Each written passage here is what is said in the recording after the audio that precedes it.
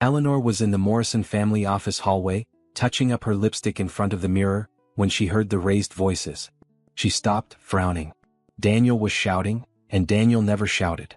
"How dare you tell me this on the day I asked the woman of my life to marry me?" Eleanor's heart raced. She recognized the other voice immediately. "Do you have any idea how much of a jerk, selfish and narcissistic you're being, Ethan? Illy liked you for 3 damn years. And you were always an idiot to her." Ethan. It was Ethan. The same Ethan she cried over for countless nights. The same one who ignored her, and now, on her engagement day with Daniel, was confessing what she had waited to hear for so long. "Do you remember prom night? When you made her believe you'd take her and simply left her waiting at home, alone, while you showed up with someone else?" She cried for days. "And you know who stayed by her side? Me. It was always me." Each word cut like a knife. She leaned against the wall, unable to move. Her hands trembled. Her legs no longer felt steady. "Daniel, I know this is hard, but I needed to say it. I can't hide how much I like Ely anymore. I'm completely in love with her." Eleanor closed her eyes. She had waited for these words for years, dreamed of this moment. But now that it was finally happening, all she felt was a strange pain in her chest. It wasn't joy. It wasn't confusion. It was anger. And bitter relief. Because now she knew, she was no longer the girl who begged for love. And he only saw her worth when she had already chosen herself. But to understand how everything led to this moment, you need to go back in time with me. Because this story doesn't begin with a marriage proposal. It begins with a girl who felt invisible. Eleanor always had a sweet, discreet, but intense way about her. She was the type of woman who felt too much and spoke too little. And maybe that's why no one ever noticed, or maybe pretended not to notice, what she felt for Ethan Morrison. Ethan was the older brother, brilliant, ambitious, vain. Since young, he said he would be the most respected lawyer in his father's company. Eleanor admired him. She fell in love not just with his intelligence, but also with his easy smile, his confidence, the way he entered places as if he was certain he belonged there. She spent 3 years nurturing that feeling in silence. 3 years getting dressed up hoping he would notice. 3 years interpreting every message, every look, every kindness as a sign of hope. But the truth is that Ethan only saw her when he needed something. Help with studies, advice, or comfort between one relationship and another. She was the nice girl. The available friend. The comfortable presence. But never the chosen one. Daniel, the younger brother, saw it all up close. He knew. He knew about the unrequited love, knew about the hidden tears, and knew that, as much as it hurt to admit, Eleanor deserved much more than what she was living. The breaking point came at prom night. Ethan had implied he would take her, even without ever saying it directly. Eleanor spent what little she had on a blue dress, did her hair, her makeup, and waited. She waited anxiously, thinking that night would be different, that he would finally see her. But Ethan didn't show up. She found out later that he went with Evelyn Chambers, the mayor's daughter, the beautiful and perfect Evelyn, who appeared last minute and, as always, took the place that was never really Eleanor's, but that she always hoped to occupy. That night, Daniel was the one who showed up at her door. He found Eleanor sitting on the porch, the dress wrinkled, eyes swollen, face colorless. "He doesn't deserve you," he said, sitting beside her. "Why are you being kind to me?" she asked without looking at him. "Because someone needs to be." From then on, Daniel began to get closer. Without rush, without demands, without clear intentions. Just presence. He remembered the details that Ethan ignored. He brought coffee when he knew she was staying up all night studying. He sent messages just to ask if she had eaten. He brought flowers, sunflowers, always sunflowers, even without a special occasion. "Why do you do this?" she asked one day with a bouquet in her hands. "Because I pay attention." But Eleanor was still trapped in the past. Even with all of Ethan's absences, even with such clear signs that he would never see her as a woman, she insisted on blaming herself. She thought that if she were prettier, thinner, more interesting, maybe he would change his mind. She went on absurd diets. Cut her hair in a way she didn't like. Tried to mold herself to his taste. And him? He kept showing up when he needed her. Disappeared when he didn't. Daniel watched all of this with a heavy heart. He knew she deserved more. He knew she was wasting time with a man who only knew how to receive, but didn't know how to give anything in return. Until one day he couldn't take it anymore. "Eleanor, I need to tell you something." "What is it?" "I'm in love with you. Have been for years." She froze. "Daniel, don't joke about this." "I'm not joking. You don't see it, but I do. I see who you really are. And I see how blind Ethan is. I can't stand watching you destroy yourself for someone who never valued you. And it was at that moment that something in her began to change. That night, Eleanor looked at her bedroom ceiling in silence. She thought about everything. The years of waiting. The silences. The times she cried alone, thinking the problem was with her. And she finally understood that it wasn't. The problem was never her. It was raining that Monday. Eleanor's bedroom window was covered with drops slowly trickling down, as if the sky was also exhausted. She held the bouquet of sunflowers that Daniel had left at the door with a note tied with golden ribbon. To brighten your day. Like you brighten mine. Signed with handwriting she would recognize even with her eyes closed. It was there, in that simple instant, without an audience or grand declarations, that Eleanor began to see what was always there. Daniel. Always Daniel. She remembered all the times he showed up without being called. The way he paid attention. How he knew she liked chamomile tea with honey and not coffee, even when everyone offered coffee. She remembered the day she arrived late to class and without saying a word, he pushed a muffin in her direction, as if he knew she had left without eating. His look when she laughed nervously during presentations. The way he looked at her, as if she were something precious. That week she called him to talk. In the park, under the yellowed autumn leaves, the two walked in silence for a few minutes. The air was cold, but there was something warming from within. Eleanor turned to him with steady eyes but a choked voice. "Do you still want to talk about that thing you said the other day?" she asked in an almost whispered tone. "I always did," Daniel replied with a contained smile, as if he were holding his heart in his hands. "Then kiss me." That's what she said. Simple. Direct. And he didn't hesitate. The kiss wasn't explosive. It wasn't the teenage movie kiss with rain and dramatic soundtrack. It was better. It was the kind of kiss that calms. That holds. That promises. When his lips moved away from hers, he whispered with his forehead against hers, "Want to date me?" "Since you came with that muffin," Eleanor replied with a shy smile. The days that followed seemed tinted with another color. Daniel was different from everything she had known. He didn't make her doubt. Didn't make her wait. He showed up. Every day. He brought flowers for no reason. Made playlists with songs she mentioned without meaning to. He discovered a place in the countryside with a sunflower field just to take her there on her birthday. "How did you know I always dreamed of coming here?" she asked, looking around like a child. "You said it once, while eating cake in your grandmother's kitchen, and I listened," he replied, holding her hand carefully. With Daniel, Eleanor felt safe. Beautiful even in sweatpants. Desired even without makeup. Valued even without making any effort beyond being who she always was. A friend of hers commented one day while they ate ice cream on the park bench, "You're different. You're more alive. Radiant." Eleanor smiled and replied, "It's that now I understand that true love doesn't weaken you. It strengthens you." With Daniel, she didn't need to wonder if she was enough. Because he made sure to remind her all the time that she was everything. In the kitchen, on the couch, in the car, on good and bad days, Daniel was constant.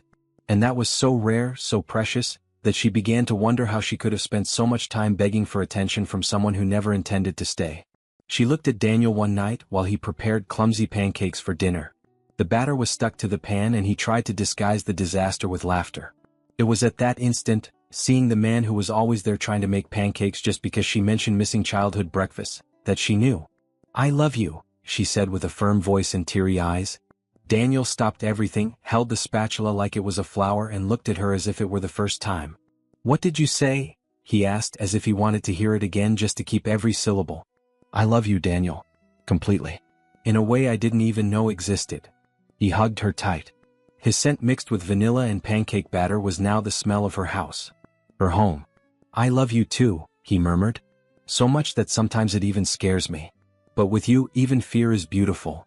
Eleanor closed her eyes and thought, this is how love should be. Without doubts. Without games. Just presence. Just truth. And for the first time in a long time she felt peace. Ethan Morrison's life seemed perfect. At least, in the eyes of those who saw from the outside.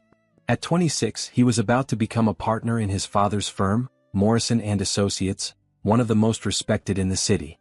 His name was mentioned with a tone of reverence in the company corridors and social circles.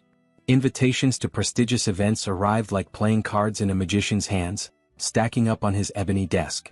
On his wrist, a latest generation Rolex. In the garage, cars that seemed sculpted by the wind. And beside him, paraded Cassandra Montenegro, a sought-after model, beautiful, famous, with thousands of followers on social media and a marked presence in social columns. They were the couple of the moment. Beautiful, successful, admired. The type of pair that makes others think they won at life, that they reached the apex of human existence. But no one saw the silences between one photo and another. The shallow conversations that dragged like quicksand. The rehearsed smiles for the paparazzi lenses, for envious friends, for the very facade they had meticulously built. Behind the veneer of perfection, Ethan felt an echo, a distant buzz of emptiness that at first he ignored. He attributed it to stress, to the exhausting routine of advocating high-profile cases, to the pressure of maintaining his impeccable image.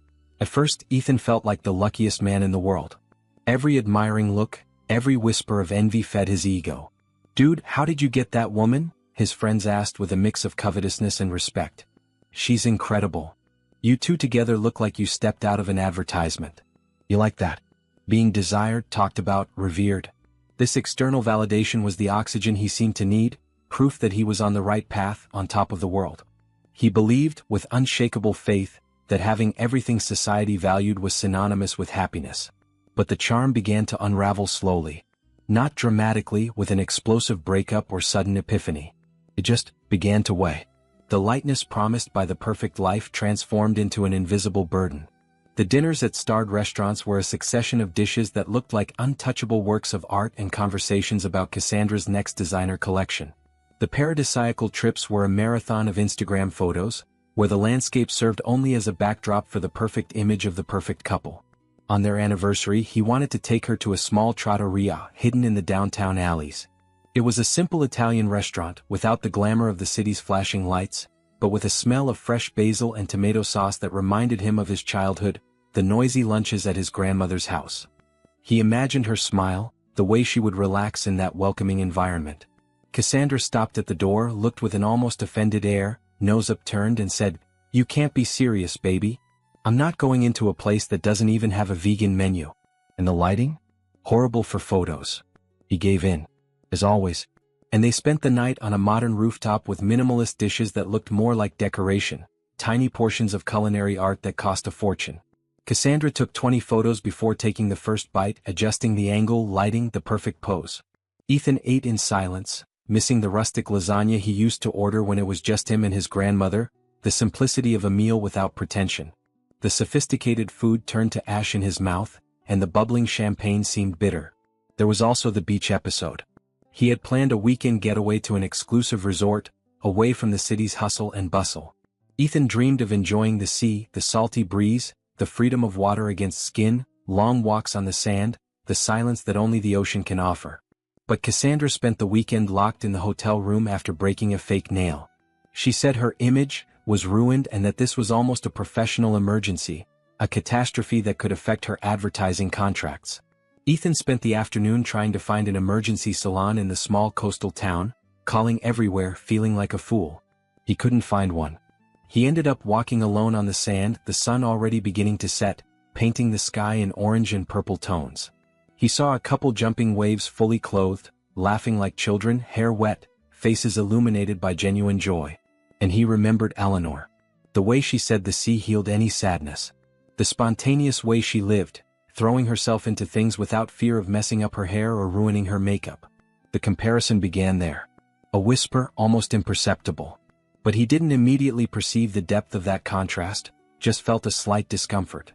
It was at a family lunch weeks later that the realization hit with a dull thud, like a stone thrown into a dry well. It was the grandmother's birthday. The house was full, noisy, with the smell of homemade food and the buzz of mixed voices, like in the old days. Eleanor appeared with Daniel, wearing a simple yellow dress and hair pulled back in a messy bun, some loose strands framing her face. She laughed loudly, an unrestrained laugh, helped serve the plates, told stories with a captivating ease that held everyone's attention.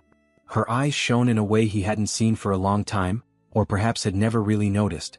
Everyone seemed happier with her around, as if her presence radiated a light of its own that filled the environment. Ethan watched her from afar, with a plate in hand and a tightness in his chest that he couldn't understand. A strange sensation of familiarity and loss. His mother commented between bites of corn cake with guava, a sweet she prepared only on special occasions. "Eleanor is special. Always was. Daniel was very lucky." Those words fell like a stone in his stomach. Heavy. Painful. Ethan looked at his brother, Daniel, who was beside Eleanor, eyes fixed on her, as if she were the center of everything, the entire universe revolving around that easy smile and loose laughter. And then he realized, he never looked at Eleanor that way. Never with the same reverence, with the same devotion. But Daniel did. And Eleanor returned that look with a surrender he had never received from her. A surrender that he, in his blindness, had never realized she was capable of. Later that day, Ethan tried to talk to Cassandra. They were in the car, returning to the luxurious apartment. He said he had been feeling strange.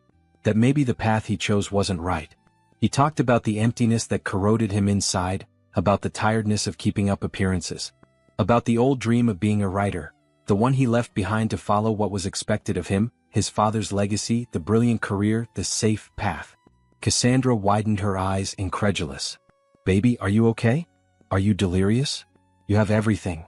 You're one of the most promising lawyers in the city and date one of the most beautiful women of the moment, she said, referring to herself with the same naturalness of someone commenting on the weather, as if it were an unquestionable fact, part of her enviable resume. Ethan remained silent. The air inside the car seemed dense, unbreathable. Why would anyone trade this to become a writer? She continued, her voice rising in disgust. A poor and depressed writer? Give me a break. He didn't respond. Just got out of the car, took the house key and left without looking back. The conversation was a dead end. There was no space for vulnerability, for doubt, for dreams. On the way back he called Eleanor. Said he wanted to talk. Alone. She, with the same care as always, with the soft voice that seemed to carry the calm of a river, accepted. They arranged to meet at a discreet corner cafe, where the smell of cinnamon and coffee seemed to calm everything around, a refuge from the noise of his own mind.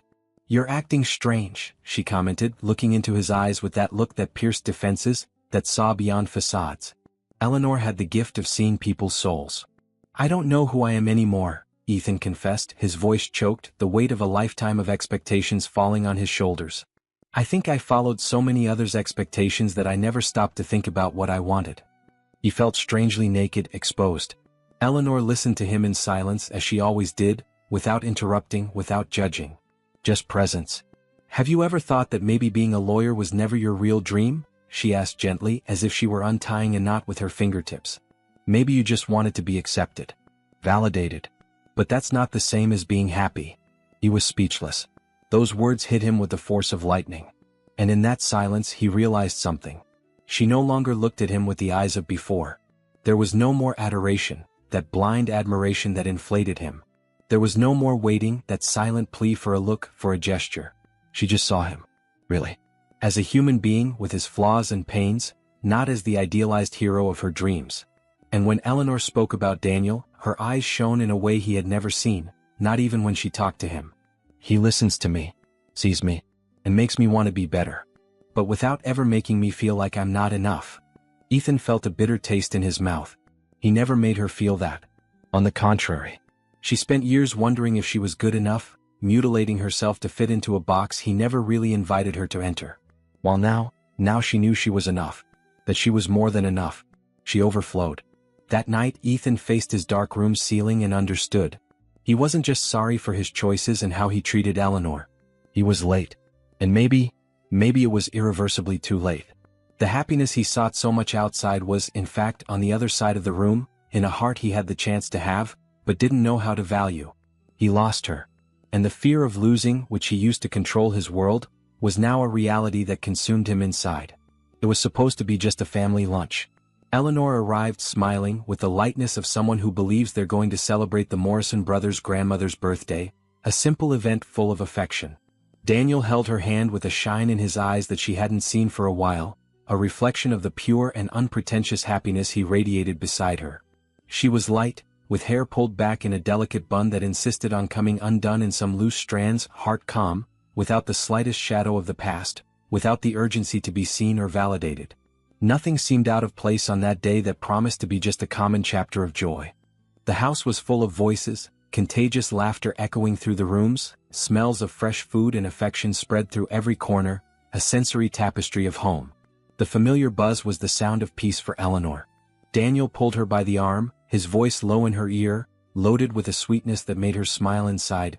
After dessert, I have a surprise for you. She smiled, without imagining the magnitude of the upheaval that was about to happen. Her mind was only on grandmother's apple pie and light conversation with the aunts. Hours later, everyone was on the porch. The afternoon sun painted the scene with warm tones, and grandmother laughed loudly at some joke, hands on her belly. The children ran with shoes in hand, their thin laughter mixing with the buzz of insects. And then, suddenly, amid that scene of pure normalcy and relaxed happiness, Daniel knelt. Eleanor felt time stop. The air seemed to become denser, the surrounding noise disappeared. Her eyes fixed on him, the world reducing to that single point. Kneeling on the green grass, with the sun illuminating his face, Daniel held a small velvet box. "You brought light where there was shadow before," he began, with a slightly trembling voice, but firm in conviction. "And you taught me that true love isn't made of empty promises, but of presence, of listening, of every small detail. Eleanor Santos, will you marry me?" She didn't even try to contain the tears that flowed hot down her face. The answer came before thought, an unquestionable truth that sprouted from her soul. "Yes," she said, with a voice choked by emotion, but loaded with a conviction she had never felt before. "Yes. 1,000 times yes." The family exploded in applause and emotion, tears mixing with smiles. There was a love there that was good to see, that inspired, that overflowed with authenticity. Simple, honest, beautiful, pure. But on the other side of the porch, almost imperceptible, Ethan watched in silence. His eyes, once full of existential emptiness, were now teary, a shine of something between jealousy and recognition emerging in them. No one noticed his teary eyes, focused on the scene of happiness he was no longer part of. No one noticed when he walked away, going down the house steps with steps too firm for someone trembling inside, a knot tightening in his throat. He knew he needed to do something no matter the cost. That was the point of no return. That night Ethan called his brother. His voice sounded stronger than he felt. He said he needed to talk. Alone. It was urgent. He asked them to meet at their father's old office, the place where so many family decisions were made, where the weight of the Morrison legacy was most palpable. A symbolic place for what was about to happen. Daniel accepted, without imagining the bomb that would come, the implicit betrayal that hung in the air. The room was silent when Ethan closed the door, the muffled sound of the lock clicking like a shot in the emptiness of the environment. Shadows danced on the walls, projected by the weak street light. Ethan seemed nervous, fists clenched, but at the same time determined, as if he were executing an inevitable sentence. Daniel sat in the dark leather armchair, crossed his arms and waited, his look questioning, but without patience for beating around the bush. Ethan walked around the room as if trying to escape from himself, a caged animal, his steps echoing in the oppressive silence, until he finally spoke, words torn from his soul like barbs. "I need to tell you something. And I know you're going to hate me for this. Maybe you'll never forgive me." Daniel remained silent. This wasn't any ordinary apology. The air seemed denser in there, loaded with an almost palpable tension. "I'm in love with Eleanor." The words were said with a frightening calm, almost an acceptance of his own fate. But the impact was like a bomb, exploding in the environment, pulverizing the peace Daniel had barely conquered. Daniel laughed, but it was a short, dry laugh, without humor, disbelief and anger mixed. "This can only be a joke. Is this some kind of bad taste prank?" Ethan looked him in the eyes, courage coming from a place he didn't know existed. "It's not. I tried to ignore it. I tried to hide it. I fought against this with all my strength. But I can't. I love her. I really love her." Daniel got up slowly with a rigid body as if he were holding the world on his back, every muscle tense. The vein in his forehead pulsed. "You had 3 years," he said, with eyes shining with contained but overwhelming anger, voice low but cutting like a sharp blade. 3 years to see who she was. To see her value. 3 years when she blamed herself for not being enough for you, while you played at being the inaccessible guy, the unreachable prize. Daniel's voice began to rise, frustration and pain breaking free. "Do you remember prom night? When you made her believe you would pick her up and simply didn't show up? She spent 3 days crying on the living room couch, feeling like the most insignificant person in the world. And who stayed there with her, wiping the tears and trying to glue the pieces back together? Me. I was always there." Ethan tried to speak, stammer some defense, but Daniel didn't let him, his words running him over, the dam of grievances and truths bursting. "You have no idea how much she destroyed herself trying to be the woman you wanted.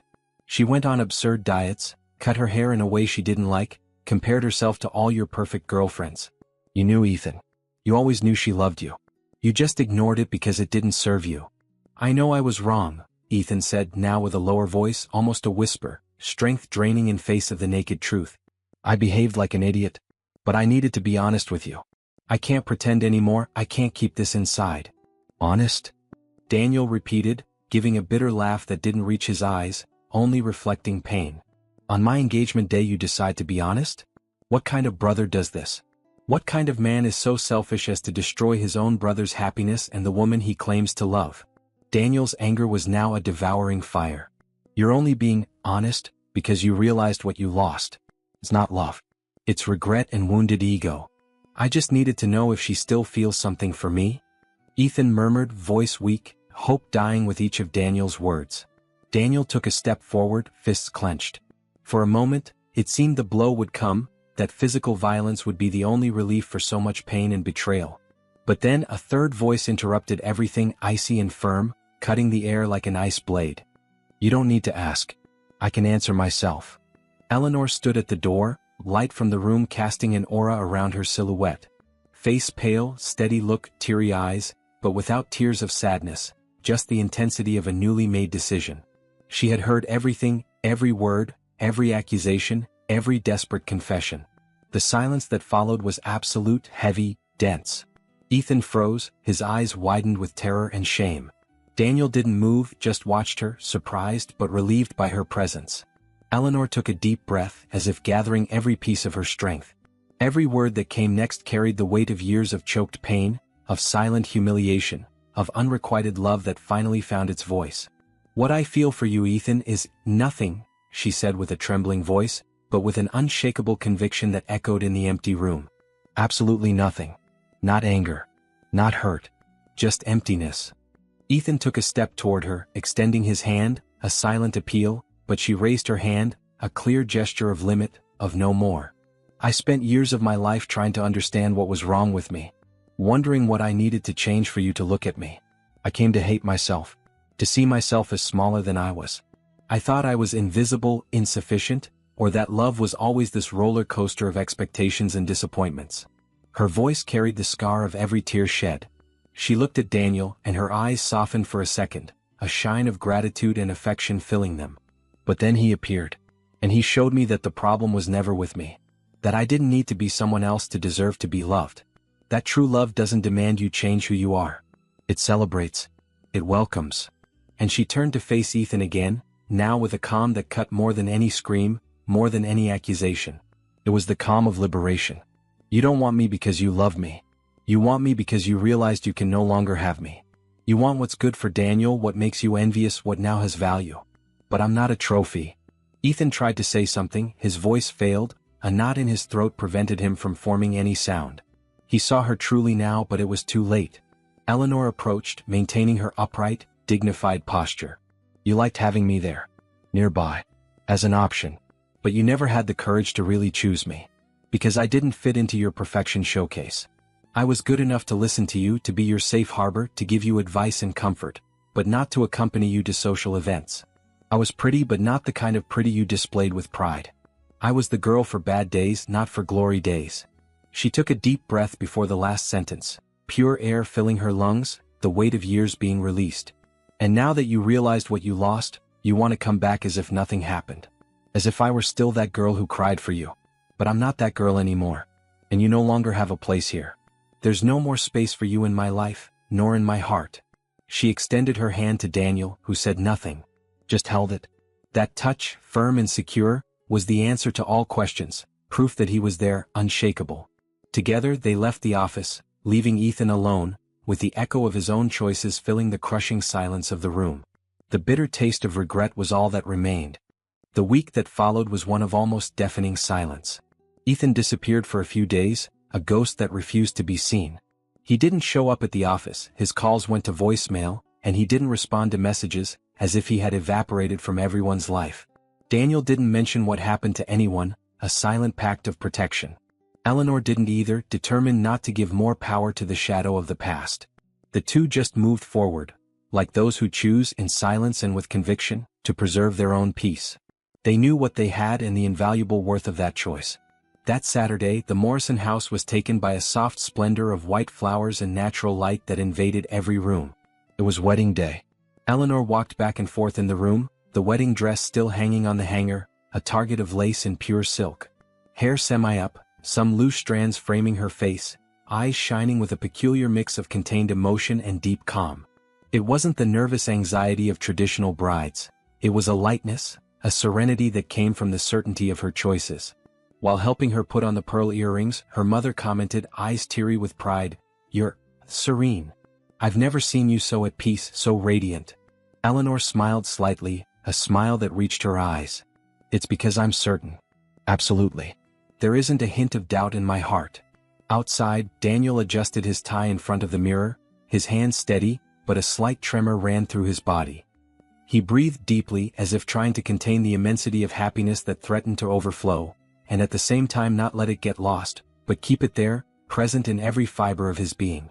The ceremony was in the family house garden, a perfect setting under the spring sun, surrounded by countless sunflowers that rose in their yellow majesty and sincere smiles. Everything was simple but of touching and intimate beauty. Like their love, without great pomp but deep and true. The guests were few, the closest ones, those who witnessed Eleanor's journey and Daniel's constancy. At the time of vows, Eleanor held Daniel's hands, which were warm and steady in hers. Her voice was choked with emotion, but firm, full of a conviction she never thought she would feel. "With you I learned that love isn't about being perfect. It's not about fitting into an ideal that doesn't belong to you. It's about being seen, welcomed and loved exactly as you are, with all your flaws and your light. Thank you, Daniel, for making me feel safe every day. For constantly reminding me that I'm enough, that I'm worthy of everything you offer me." Daniel closed his eyes for a second, as if sealing all of that in his heart, recording every syllable in his memory. When he opened them, his eyes shone with a devotion that made Eleanor tremble.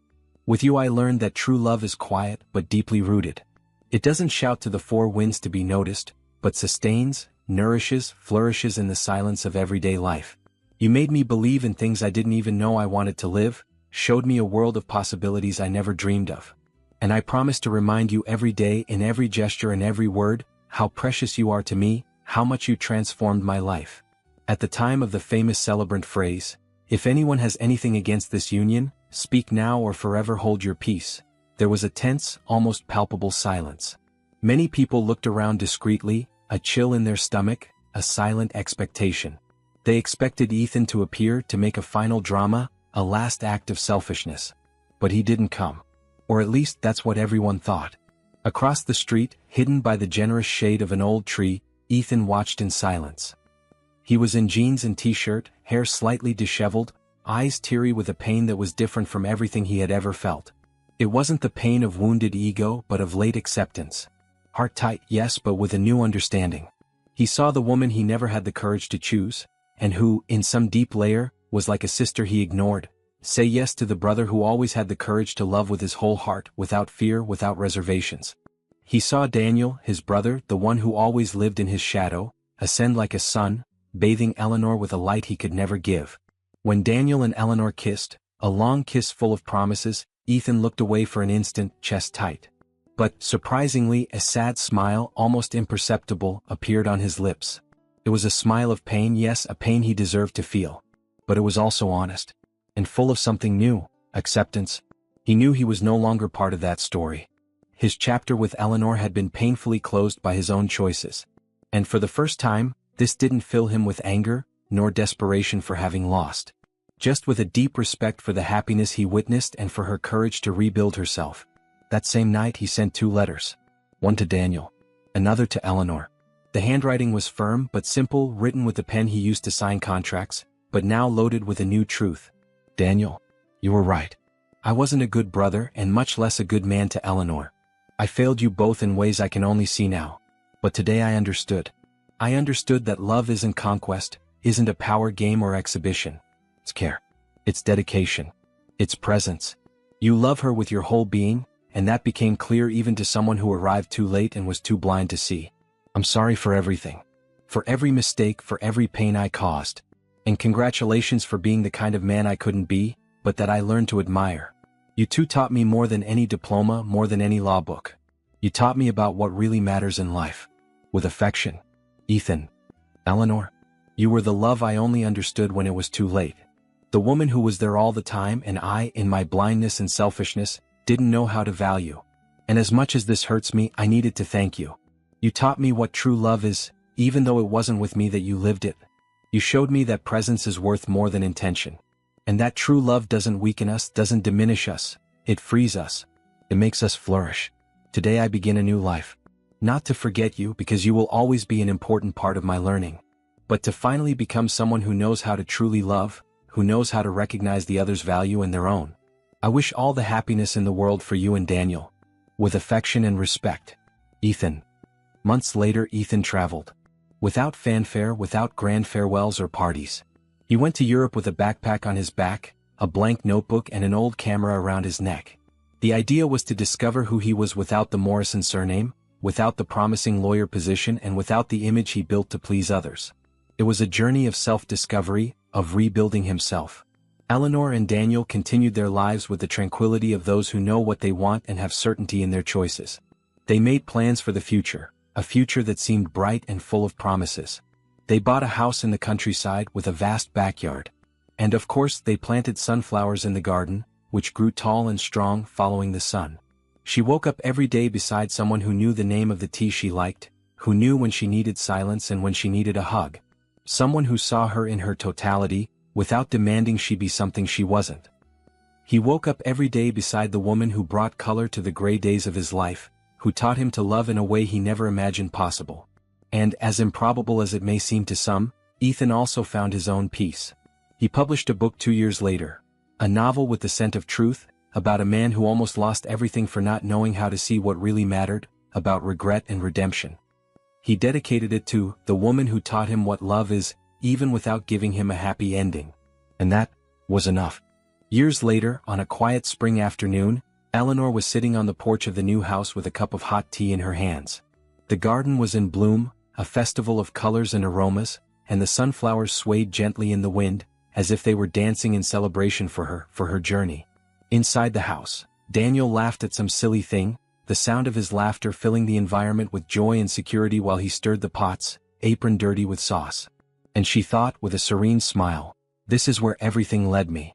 This is why so much pain needed to happen. So that she would finally learn to choose herself, to prioritize her own peace and happiness above any external validation. A little girl with big bright eyes ran through the yard with bare feet and hands dirty with earth, a small bundle of pure energy. Mommy? Look what I found. Eleanor crouched down, opened her arms and welcomed her daughter in her lap, the smell of earth and childhood filling her lungs. It's a 4-leaf clover, said the girl, with a pride that radiated from her small body. Then keep it safe, she replied, smiling. Because luck like that isn't found every day. And the real gift is knowing how to value it. Inside, Daniel watched them through the kitchen window with a corner-of-mouth smile, heart overflowing with gratitude. And he thought about how life had been generous with him. Not for giving everything he wanted because it wasn't always easy. But for giving exactly what he needed, Eleanor's love, the family they built, the peace of a simple and true life. On the other side of the ocean, Ethan walked alone through an old village in Italy, the cobblestone streets whispering millennial stories. He carried a leather notebook already filled, an old camera around his neck and a lightness in his soul that one only conquers after losing, and truly accepting that loss, transforming it into learning. He stopped in front of a stand of vibrant flowers and, almost by reflex, picked up a sunflower. He smiled. He still thought about her sometimes, yes. Not with corrosive regret or bitterness. But with gratitude. Gratitude for the lesson, for the chance to rediscover himself. Some loves aren't born to be lived intensely or to have a romantic, happy ending. They're born to teach, to mold, to show a path that otherwise would never be seen. And Eleanor's story? It wasn't about a broken heart that found revenge or a fairy tale ending where everything fits perfectly. It was about a woman who, through pain and waiting, learned to see herself, to listen to herself, and above all to love herself. Who stopped chasing after those who ignored her and began to walk, with firm and confident steps, alongside those who saw her light, even when she herself saw herself in shadows. And that's the kind of love that lasts. Not the one that makes the heart race with anxiety, with doubt, with uncertainty. But the one that makes the chest warm with peace, with security, with belonging. Because the true happy ending isn't being chosen by someone. It's choosing yourself first with all your strength and vulnerability. And then, Accepting being loved just the way you always deserved with a fullness that transcends any expectation.